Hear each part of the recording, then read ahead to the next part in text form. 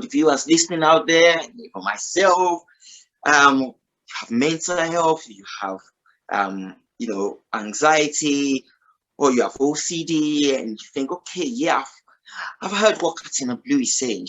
Everything makes sense. And actually, I'm ready to start now. Okay. Where's starting points? Well, you have to pick something. You can't, I wouldn't say, do not overwhelm yourself.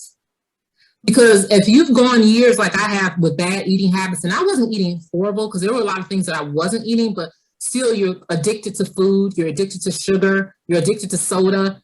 You're not going to change that all overnight unless you are you really got some strong willpower. It's going to be baby steps. So I would say don't overwhelm yourself. Pick something, one thing, and say, I'm going to work on that. And that's what I did. I said, you know what? I'm going to start walking more.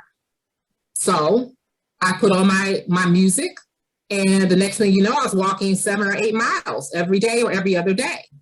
And that was where I started, honestly. I just walked and walked, listened to my music and walked. Power Ace Radio.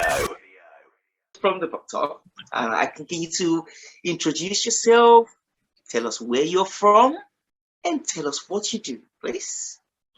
Okay, well, my name is Katina Blue, and that is my real last name. It's just like the color. And I live in Detroit, Michigan, actually a little town outside of Detroit. And I am an ESL teacher part-time. I teach English as a second language to Korean students, Korean adults. And I also have a YouTube channel that I'm doing about mental health. Nice, that's perfect. Okay, let me just pick up on a few things you said there. So ESL, English for a second language. So do you speak Korean? No. No, I do not. So all of my students are adults. They can speak some English. So what they do is they're just trying to improve. So I never have to speak Korean to them, ever. Because if I did, I would have no job. So, I just basically call and have like very short classes with them just to help them improve grammar, go over lessons and that kind of thing. But other than that, no, they don't. Yeah, they know English. They just don't speak very well. Super. Okay, got it. Just got to clear that out, Yes. So, and the next bit about well, actually, while we're here today, talking about mental health. So you say you have a channel. So where can we get? Oh, so my channel, you can look up Katina Blue. It's YouTube, whatever it is, /Katina Blue, but you can type in my name into the search and I come up automatically because there's not very many Katina Blues out there, or people with the last name Blue. So as soon as you type in my name, Katina with a K, A-T-I-N-A, Blue, just like the color, B-L-U-E, separated, my page is coming up. So that's how you can find me on YouTube because, yeah, I'm under my name. Perfect. So it sounds like you were born to do this. You were given that unique name to make sure it's like, I don't know about this, but people have told me, wow, you should have been a singer or something with that name. And I'm like, well, I missed my calling. I guess I should use it for something. Well, you never miss your calling, You just need to be in the right time, right place at the right time, So that's right. One is it's never too late. No, and two, never. Maybe this is your line and this is what you're meant to do. So exactly. I read something actually recently that said the problem is everybody's trying to copy somebody else's answers. But they didn't realize everybody has a different question in life. So they do, yes. And for a long time, I thought mine was going to be something in artistry because I was a songwriter for a long time. And I thought, well, I want to do this. And then just recently, I started thinking, wow, I'm feeling like mental health and promoting mental wellness is something that is close to my heart. And after starting my channel, I thought, well, I feel like I'm I won't say good at this, but I feel like I'm progressing in a way forward that makes me feel like maybe this is something I'm supposed to do.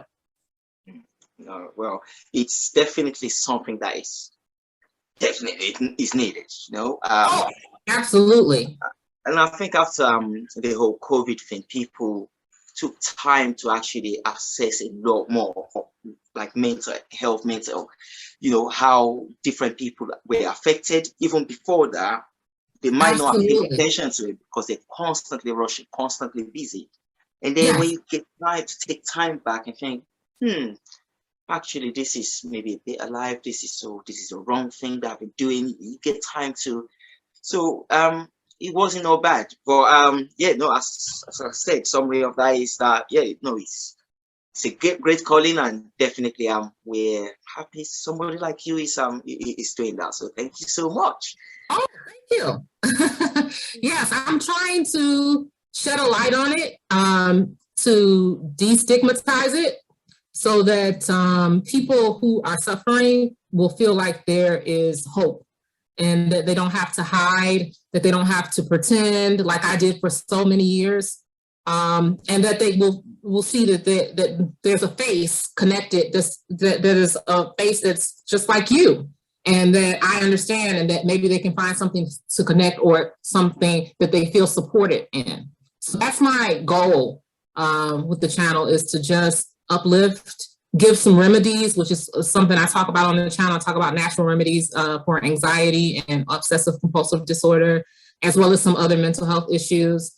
I'll talk about relationships. I talk about dating with a mental health issue. It's like I'm all over the place, but I have so many funny stories and so many anecdotes. I just want to share and uplift and make people feel like they can come over and feel like, laugh a little bit, cry a little bit, but get something when you go away, that, where you feel like I understand that somebody else is out there that understands what I'm going through at some point.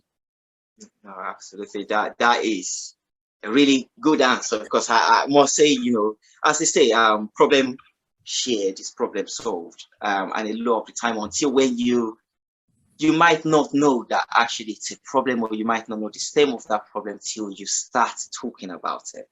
And then exactly, you can fix it even by talking about it.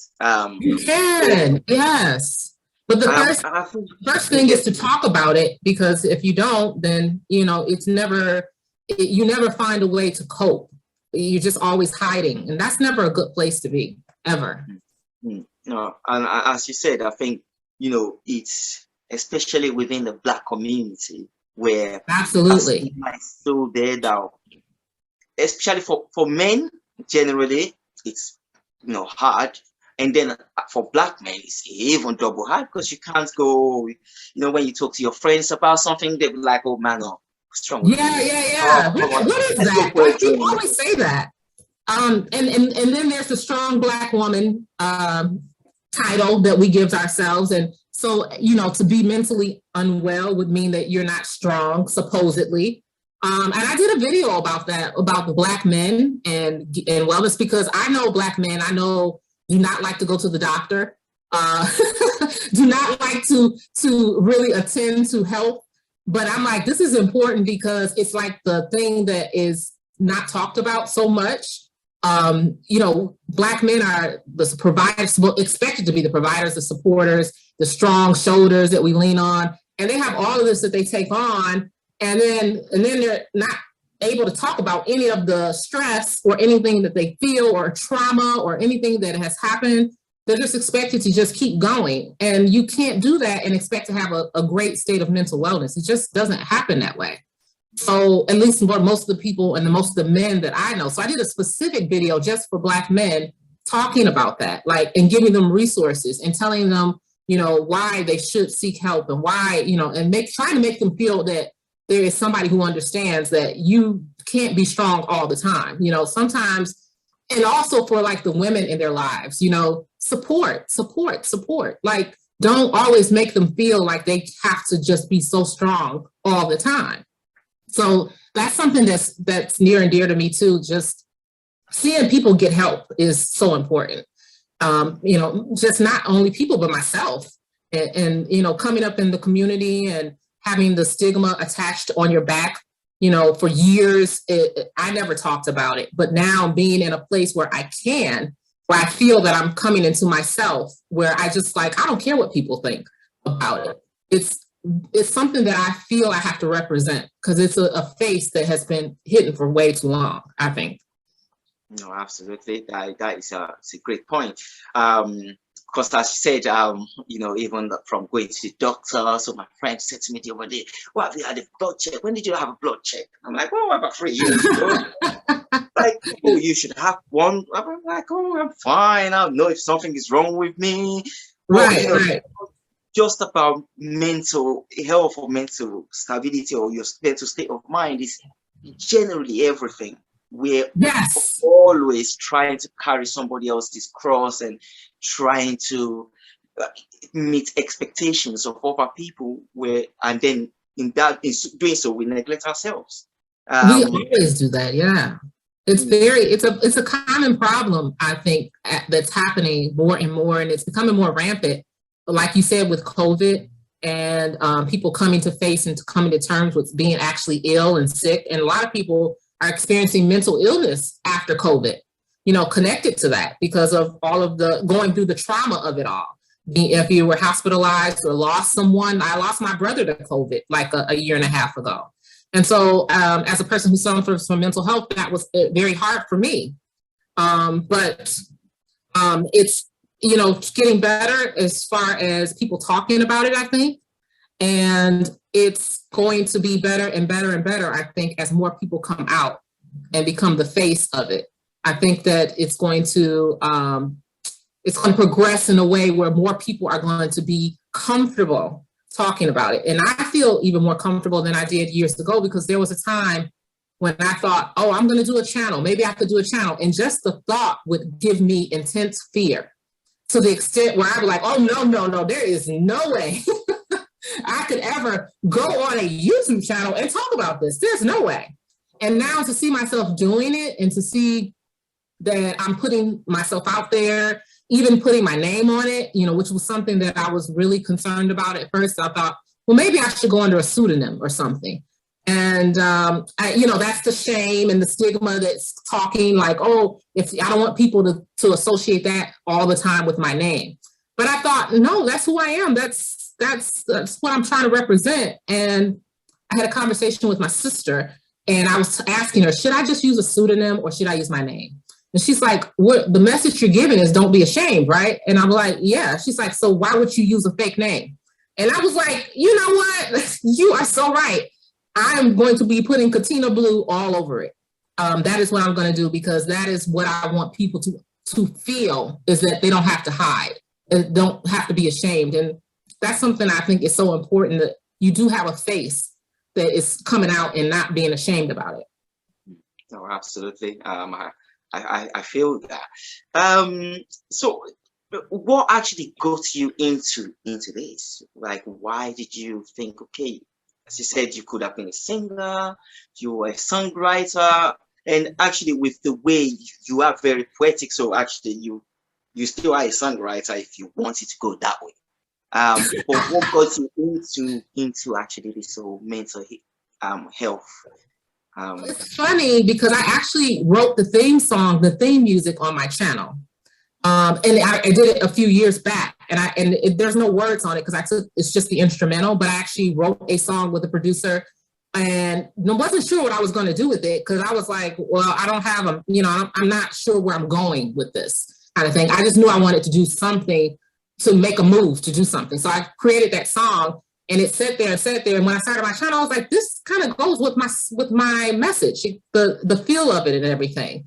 And so I was like, well, maybe that was the reason why I created that, to get to this moment.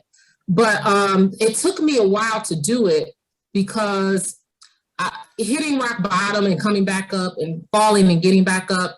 And then I thought, well, there's got to be somebody out there who's doing the same thing, that may need help with this. And being a person who suffered for years, I thought, well, perhaps my message would help somebody. And then I thought, well, I feel like, ESL teaching is nice. It's okay. but I don't feel like it's something that's like, I feel like passionate about. Like I do it because it's a job. And I started to feel passionate about actually achieving something else, some other goal in life. And I thought, sitting down brainstorming, I was like, what else? What do I have? What do I have to give? Like, what is it that I could give someone else? Because to me, that's the ultimate, judgment of, passion is when you can see other people experience something from what you give. And just talking about mental health and starting to feel better myself, I said, well, by golly gee, maybe if I could do this with other people, maybe I could give a message, maybe they would feel some of the things that I'm feeling as far as starting to feel better and feeling a greater sense of wellness. So I really, that kind of pushed me. And then I got to a point where I was really well also. And I was doing a lot of things to get well, like changing my diet and exercising. And so in all of that, all of those endorphins, you start to think, ooh, like, what can I do with this? and the channel just started to come. It's like, I'm going to start a YouTube channel. I'm going to tell people, this is what you can accomplish if you do this, this, this, and this. And all of these remedies that I've tried, I'm like, maybe somebody would benefit from it. So that's how I came about it. It was not overnight. It was in the making. It was kind of like something I thought about and was completely against in my mind just because of the fear of it all. And then at some point, I just decided to hell with it. I don't even care. It's really about wellness. And who cares what somebody else is thinking about it, It's about being well. That's a very comprehensive answer. I Yeah. like that. And, as you said about, obviously with your channel, the remedies. So there was one about how to different things you can do to overcome anxiety.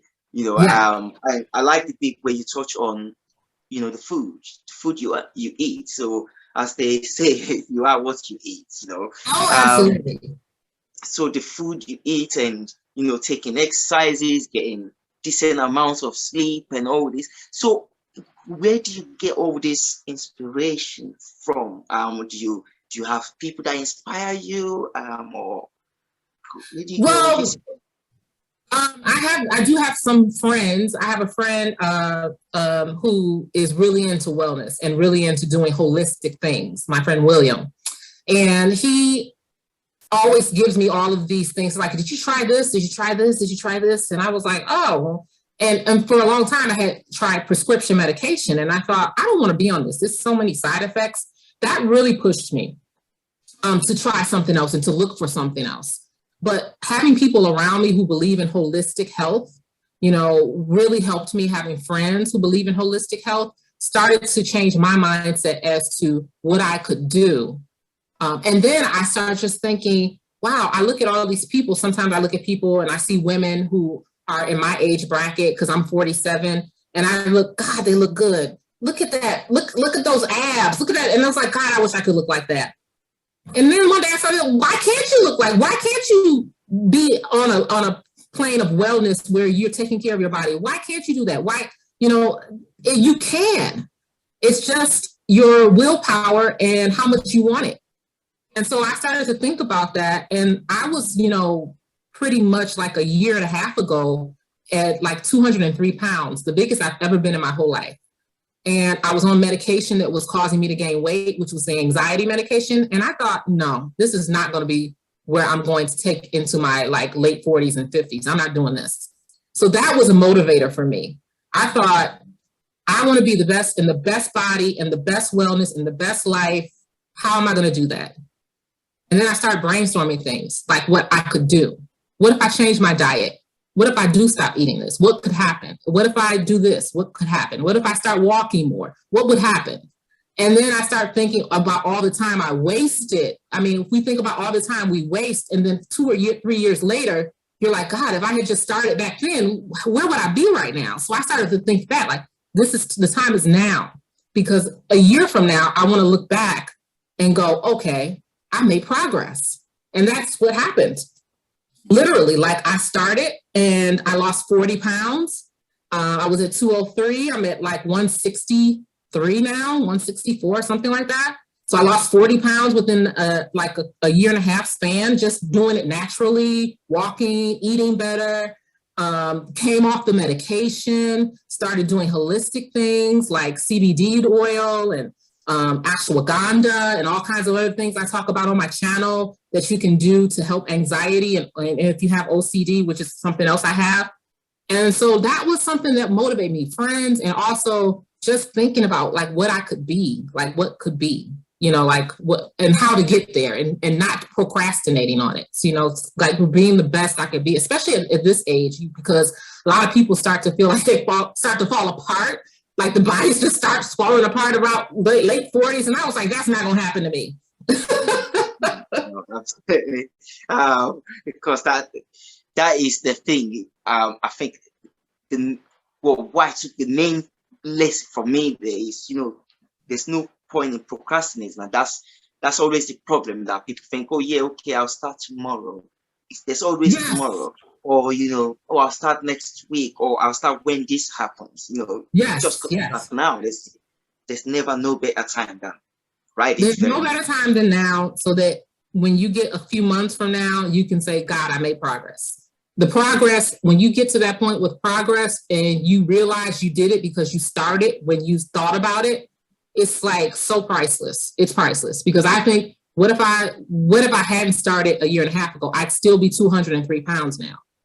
And it's hard at the beginning. It's really hard to just stay diligent about being well, especially mental wellness.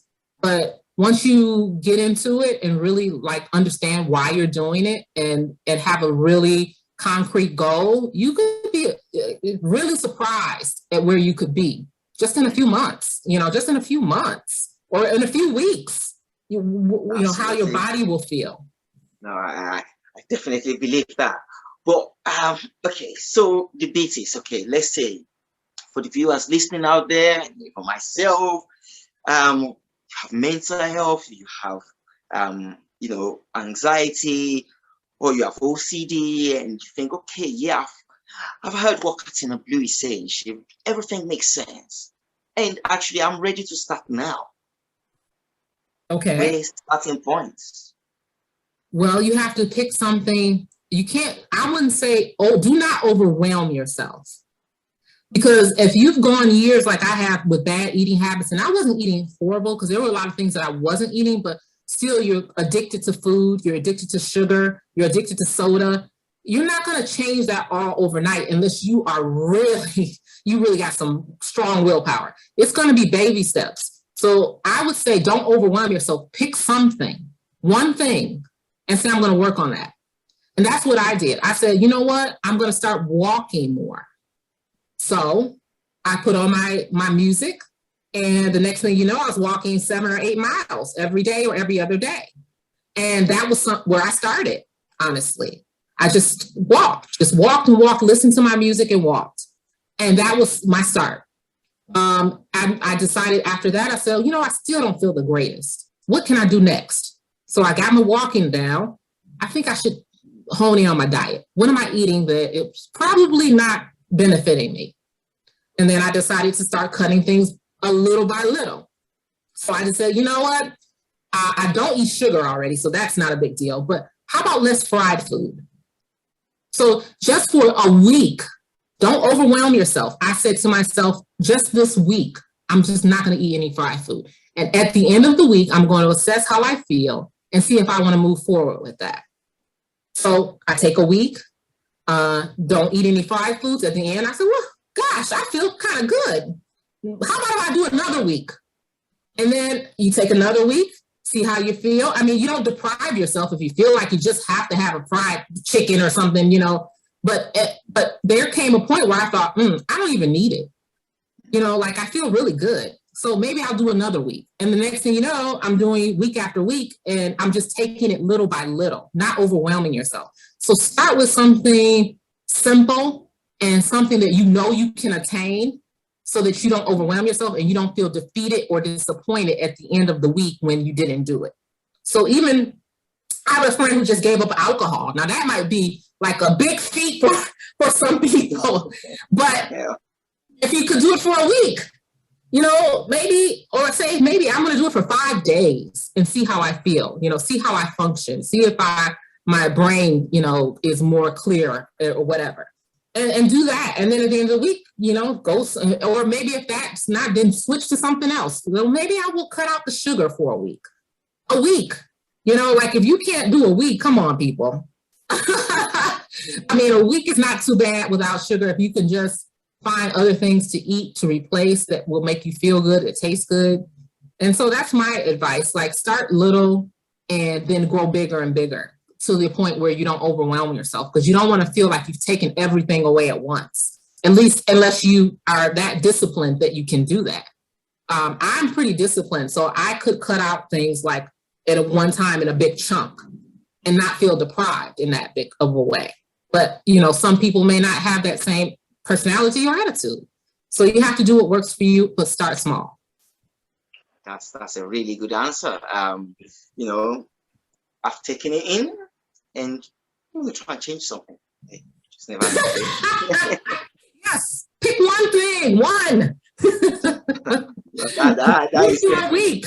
Do it for 1 week and see how you feel, even if it's just moving more.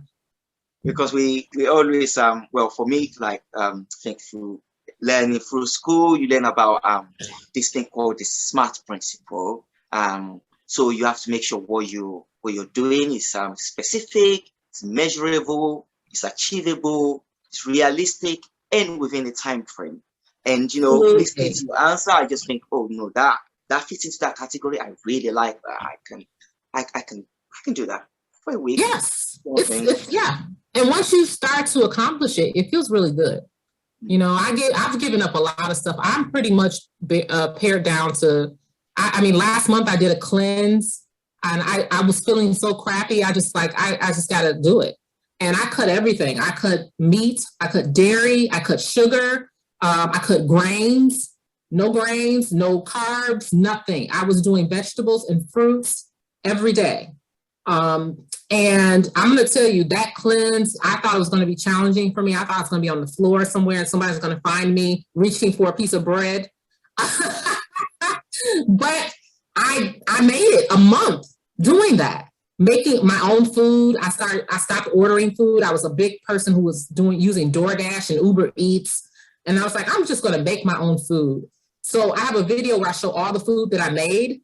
And I was just making fresh soups out of fresh vegetables, going only to the produce section in the grocery store, getting my fruits and vegetables, smoothies, all kinds of like good food. I became inspired by just seeing the freshness in all of the food. Like, wow, this is what I see what I'm putting in my body now. And my body is thanking me because my body responded in a way like everything started to clear up. My skin, my anxiety issues were starting to move in a better direction. My digestion, my energy levels, like it was like amazing. Even my spiritual side, like feeling like closer to my spiritual self. Like it was amazing, like how more in touch I felt in moments after that cleanse and during that cleanse. And so I challenge anybody like to try it. If you don't want to be as strict as I was, do something. Like I said, cut out a few things. But me, I went for it. I just went for complete, and I am continuing that lifestyle now. I still have not gone back to meat. I still don't do dairy. I still don't do sugar. Try to do very few processed foods, no fried food. And I'm telling you, I feel like I used to have really bad breakouts, skin breakouts, none of that anymore. Skin completely cleared up. Weight loss was astronomical. I mean, I lost like 10 pounds in a week. Which was crazy because I'm thinking, wow, this is amazing. So, I challenge anybody to try it, see what you can do for yourself. It's the best thing you could ever do for yourself and for your mental health, because I feel so much better mentally, honestly. That is great. Let me come on to the other side. So, somebody who has mental health or has anxiety, how can we support them? So this is something I talk about on my channel. It's really important to support. And one thing you cannot do is ignore or try to act like it's not happening. And a lot of people in my family did that. for, when they, my symptoms start to become really a problem. And it wasn't helpful for me for you to try to pretend like it's not happening. You have to be able to have a conversation about it. So I would say to people, if you want to support, be open for conversation, where you have gone to research what the person is going through also, because that will keep you from saying stupid things. Like a lot of people say to me, really stupid, dumb things. And I'm like, if you just go look or read a book or watch a video, you would really know like how to approach it. They just won't do it.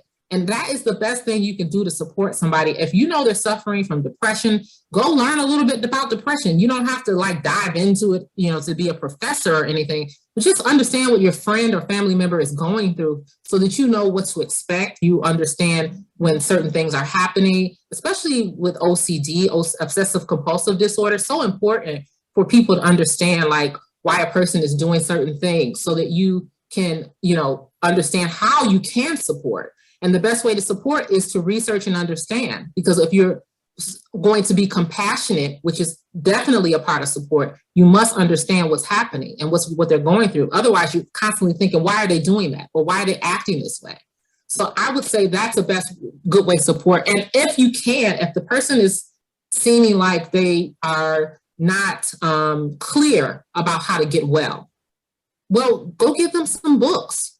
Maybe look up some therapists and just bring it to them in conversation. Listen, I know you're suffering right now. So I thought maybe I would look up some things for you.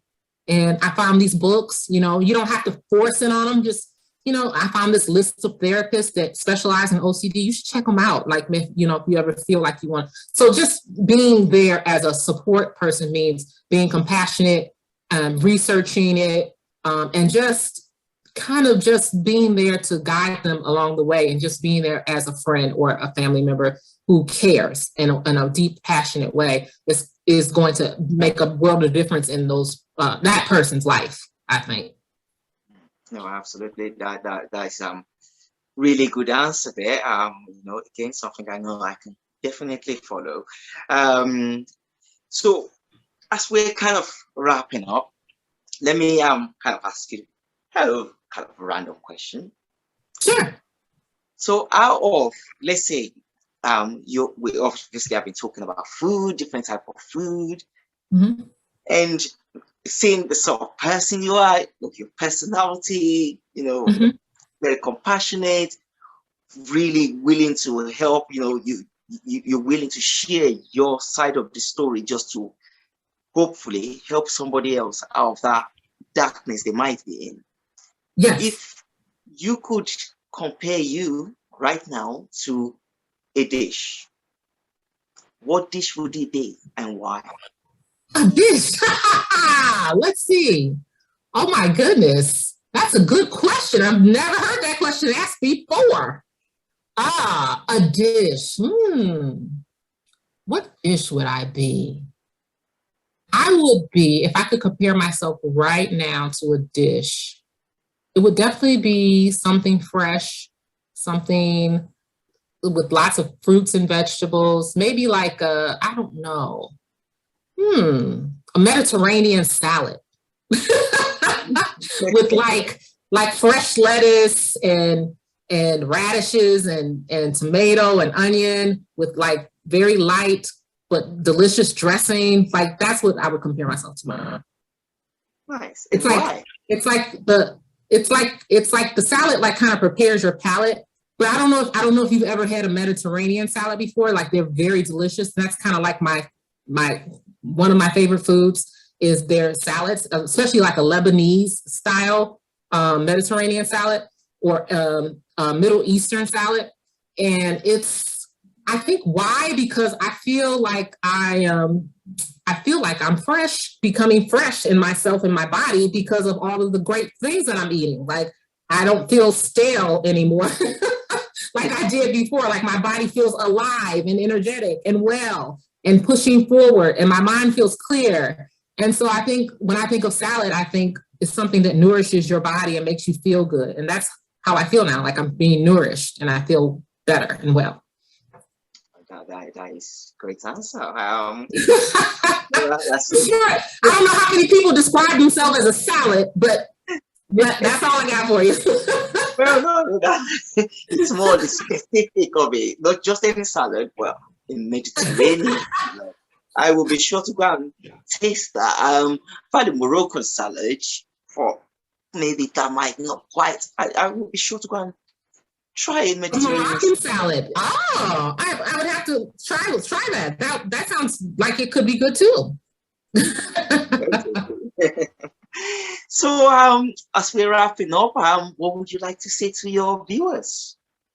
So I would like to say that I want people to know that they don't have to hide. They don't have to be afraid. I want you to see that somebody's out in the open talking about this, putting themselves out there, because I want you to feel like you know that there's somebody out there who understands. So I would like to say to anybody who has mental health issues that don't let people make you feel like you need to hide. If you had, like some ailment, like a heart problem or some kind of diabetes or liver problem or whatever, people would say, oh, go get help. Oh, you need to go see about that. And I don't understand why people don't think that the chin up is important also, because your brain is a part of your body. And just like this part of your body can have all kinds of issues, so can your brain. That's why people respond to medication, because there's a problem here. And so that doesn't make you any less than a person who has diabetes or has a heart problem. You have an ailment and you should seek help for that ailment so you can have a level of wellness that is so great. And so that's what I want people to know. It's like, it's all going to be depending on how you think about it and what you think about yourself. And if you can think about it that way, which is how I've started to think about it, as an ailment that I have to take care of, just like I take care of the rest of my body, it's complete physical wellness and health, starting from the top all the way to the bottom, not from the chin down. So thinking about it that way will help you to stop feeling like it's a stigma thing that you have to wear on your back all the time. It's just a part of health. It's a part of life. Sometimes people get dealt cards in their life and you just got to play the hand. And that may be your hand. Somebody else might have cancer. Well, you might have depression. So that's how I look at it. I don't look at it as a life sentence anymore. I look at it as a chance to show what I'm made of, to show I got big kahunas, like I get up and I survive. I do what I need to do, which is something that the average person never has to experience. So I feel like I'm stronger, and I want people to feel that too. So I want you to feel like this is not a life sentence, that this is something that can make you stronger. There is help out there. Come to my channel. I've got all kinds of remedies. I got funny stories about dating. I got funny stories about bad psychologists. I have all kinds of videos for the Black community, for Black men, for talking about Black community stigma and how to get rid of it, talking about growing up in the Black church and how that affected me mentally. There's so much of a wealth that on my channel, and I'm just starting. I've only been doing it for a year. So I want it to be a support community. So I want to tell people, come over, join me, leave comments. I answer everybody. Come say hello, and just come see what I'm doing and see if you like it and see if you want to stay. And that's what I would say to everybody. Thank you so much for that comprehensive finish. It's very inspirational, and thank you so much for coming on our show. We'll be sure to definitely catch up again. Especially once I start my one step. Yes, so we expect you to be on a cleanse this week. No sugar, no fried food, no alcohol, all of it this week. Thank you so much. It's been a pleasure. Thank you. Come see me, everybody. Bye. Bye.